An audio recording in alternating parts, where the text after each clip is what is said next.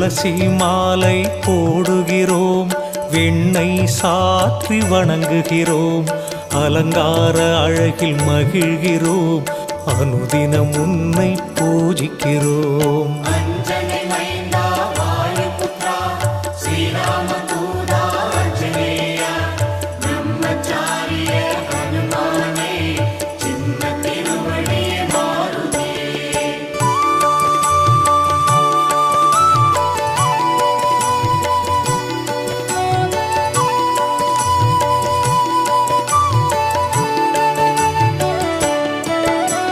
வாராவாரம் சனிக்கிழமை வணங்கி மகிழும் பக்தர்களை திருவருள் புரிந்து காக்கின்றாய், வேண்டுதல் யாவும் தீர்க்கின்றாய்.